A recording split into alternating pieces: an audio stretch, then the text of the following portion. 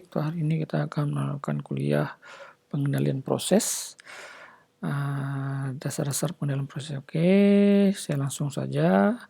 Untuk hari ini materi kuliah seperti yang sudah saya kirim sebelumnya, bahwa sudah ada materi-materi yang akan kita ajarkan untuk tiap minggu. Oke, nah untuk hari ini kita belajar dasar dulu.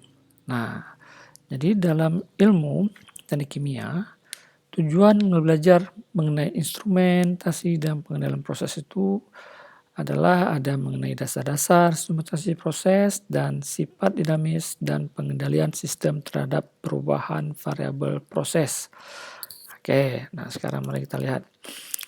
Nah, dalam instrumentasi proses itu ada suatu informasi penting yang perlu kita tekankan, yaitu terutama dalam pengukuran variabel proses. Itu ada P, T, V, F, C. Apa itu?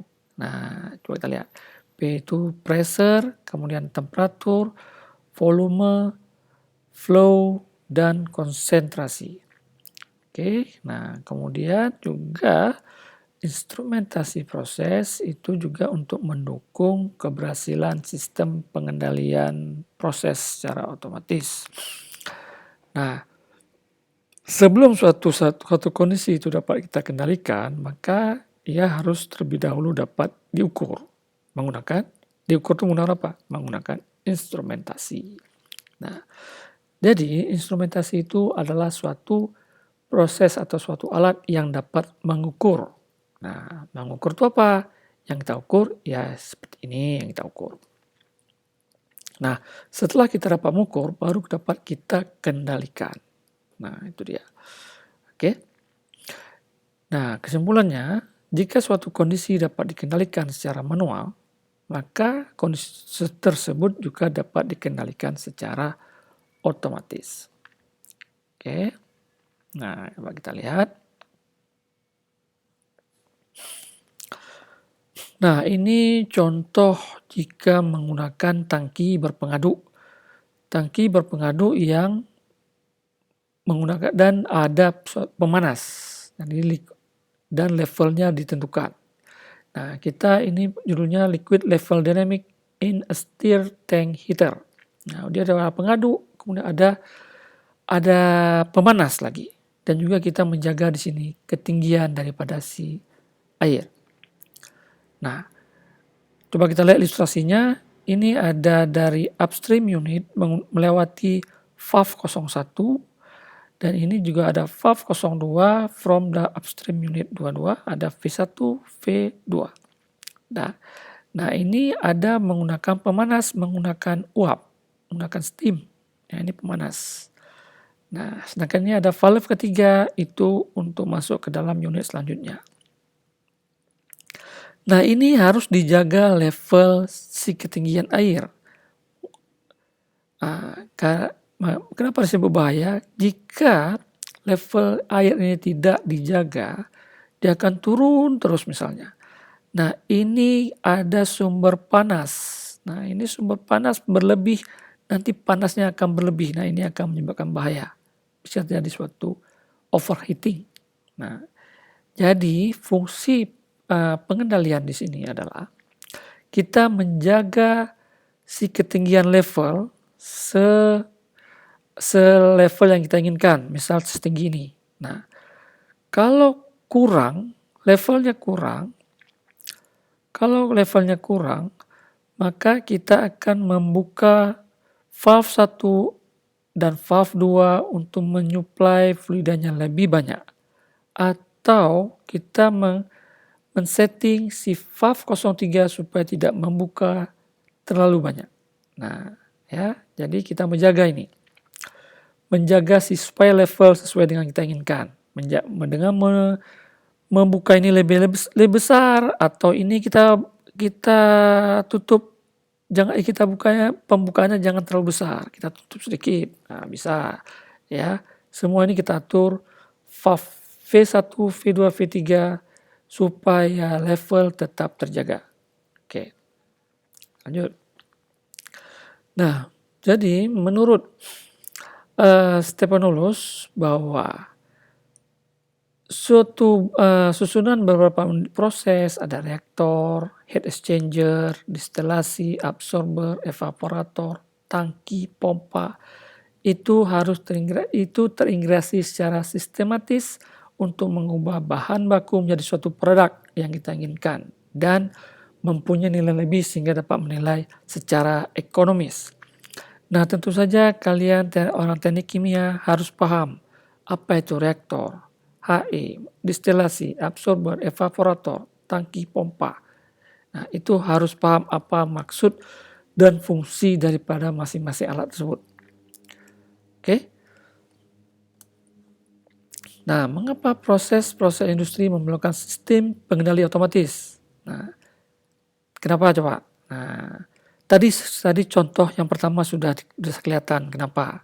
Nah, coba kalau kita lihat pengertiannya. Nah, proses flow, temperatur, tekanan, konsentrasi itu selalu dinamis, selalu berubah-ubah. Sehingga kita harus membutuhkan suatu sistem pengendali. Nah, ya, ini selalu berubah. Flow, temperatur, tekanan, konsentrasi berubah. Nah, ini kemudian makanya kita menginginkan suatu pengendalian otomatis seperti contoh sebelumnya kita mengendalikan si level. Gara-gara laju alurnya bisa berubah. Nah, laju kontrolnya bisa berubah. Oke? Nah, contoh seperti ini. Ini menggunakan tipikal HE, heat exchanger. Nah, heat exchanger ini ada aliran masuk dan aliran keluar. Nah, aliran masuknya itu ada temperatur tertentu, ada flow tertentu. Aliran panas juga, ini aliran masuk steam panas. Ini aliran keluarnya. Nah, ada stream panas, temperatur tertentu. Dan ini juga menghasilkan kondensa. Nah, keluaran dan temperatur dari suatu proses ini bervariasi dan akan ada terjadi perubahan atau ada gangguan. Nah, makanya dibutuhkan mempertahankan temperatur pada set point tertentu. Nah, ini bisa kita atur secara manual atau secara otomatis. Nah, kita lihat apa kelemahan pengendalian secara manual. Nah, kalau secara manual, tentu saja operator sering melihat suhu. Nah, tadi ya. Nah, karena kita menginginkan suhu ini jangan sampai berlebih, nah tentu saja si operator sering melihat suhu. Nah, kemudian operator juga berbeda-beda cara melihat. Berbeda juga cara mengambil keputusan. Nah, apalagi ketika terjadi perubahan shift kerja antar operator. Nah, cara melihat suhu berbeda. Nah, tentu saja akan berbeda cara mengambil keputusan dalam membuka katup atau menutup katup. Nah, sebagian besar pabrik bukan hanya suhu yang kita lihat. Banyak, ada flow juga, ada konsentrasi juga, dan lain-lain. Nah, itu jadi sehingga sangat banyak membutuhkan tenaga operator untuk hanya melihat satu alat.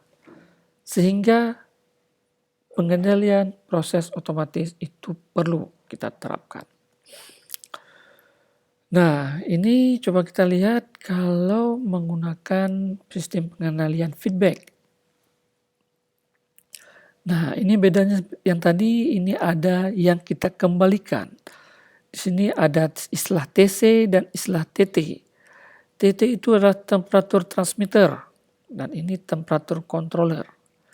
Nah, jadi dia melihat mentransmit data daripada panas di keluaran, kemudian dia dikontrol, masuk ke dalam temperatur controller sehingga memerintahkan si valve pada steam untuk menutup atau membuka berdasarkan pada suhu si aliran keluar. Oke, nah paham ya? Nah, jadi di sini ada 3 basic operation, mengukur, memutuskan, dan melakukan aksi. Ya, dia mengukur pertama, mengambil keputusan, dan melakukan aksi untuk membuka dan menutup.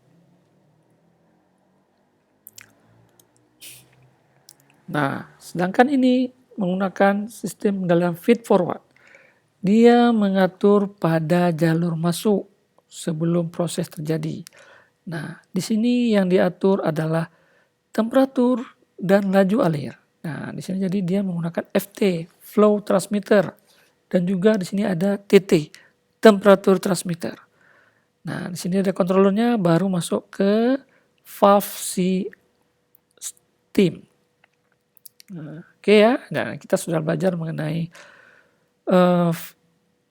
feedback dan feed forward. Oke, saya rasa untuk hari ini cukup.